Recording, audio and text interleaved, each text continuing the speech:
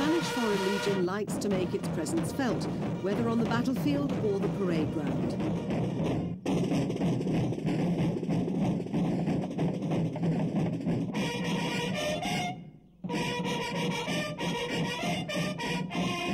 Some people argue that the Legion is an unwanted relic of a colonial past. But others say it's the elite of the Spanish army. Everything is distinctive. The 160 steps to the minute march, the uniform, the reputation. Superficially, little has changed since the Legion's formation in 1920. Foreigners were recruited simply because they were more expendable than Spaniards. Early recruits fought brutal campaigns in North Africa. They had to be brave, desperate, or both. Although we are part of the Spanish army, we feel ourselves in a different way. We have a different esprit de corps, we have a different mystic, we have different origins, we have different training, and we have different uniforms. That doesn't mean that we are better or worse than the rest of the Spanish army, simply different. And we feel very proud to be in the Legion. In the early days, many recruits were fleeing problems, jail or a jealous husband, perhaps. They were men used to living hard or dangerous lives.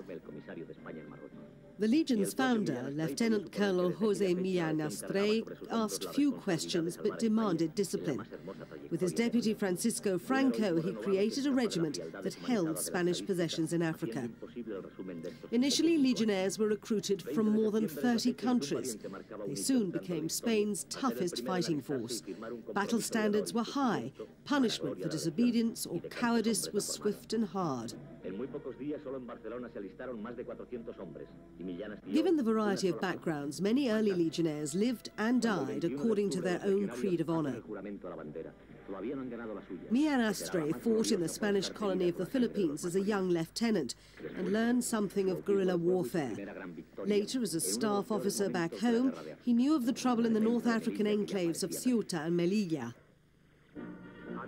But it was not until 1919, when Millán Astray was 40, that the idea of the Legion was firmly established. Spain headed irreversibly towards civil war in the 1930s. His deputy became firmly identified with the Foreign Legion.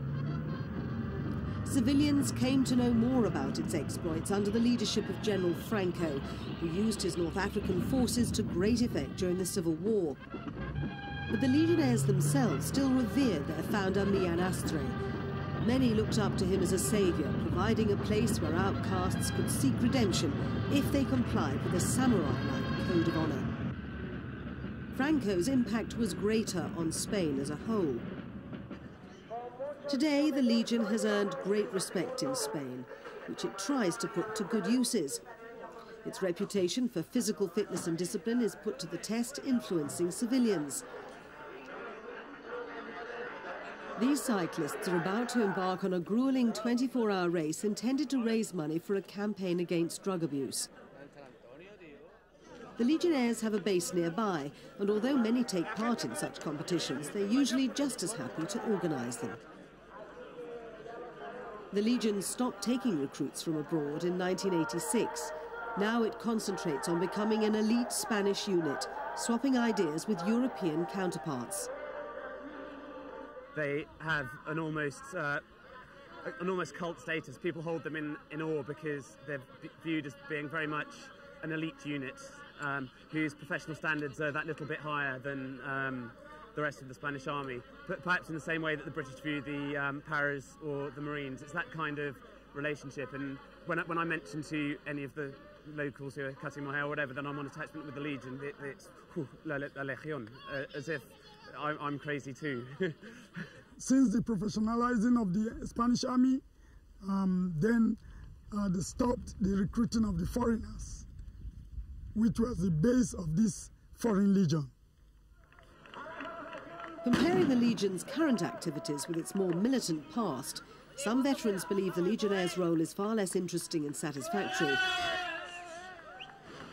The Army's power has declined since Franco died in 1975, and the Legion no longer offers special pay rates. But it remains Spain's leading army unit for those who take particular pride in strength and discipline. Among other progressive moves, and to the chagrin of some veterans, women have been allowed to join the unit. Also, the Legion's ability to operate on the front line has made it ideally suited for rapid deployment and international peacekeeping. Many modern army units, it develops skills that can help win people's hearts and minds, hopefully removing any need for force. The development of more diverse roles has meant big changes in the Legion. There have been cutbacks as Spain seeks to streamline and modernize its armed forces.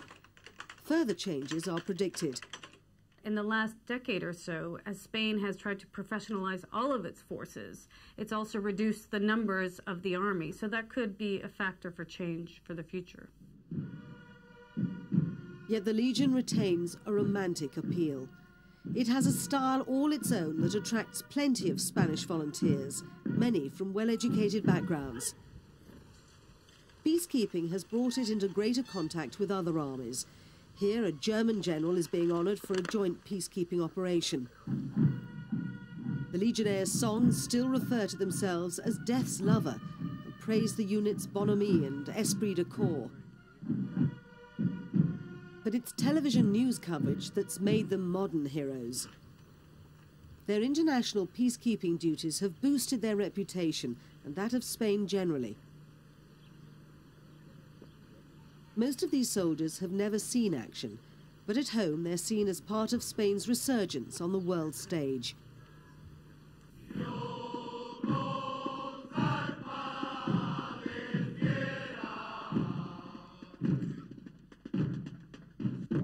Some of the traditional aspects of a Legionnaire's life and duties have had to adapt to modern life. The Catholic imagery reminded the early daredevil Legionnaires that they were fighting on the side of Christendom against a Muslim foe. Now it's simply a symbol of faith.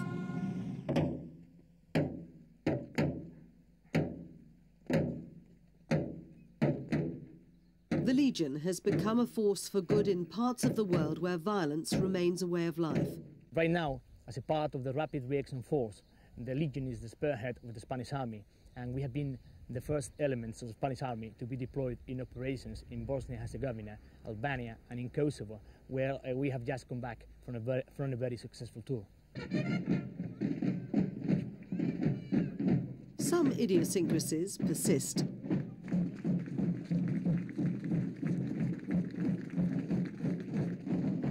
The Spanish Foreign Legion prides itself on a glorious past, respected present, and promising future.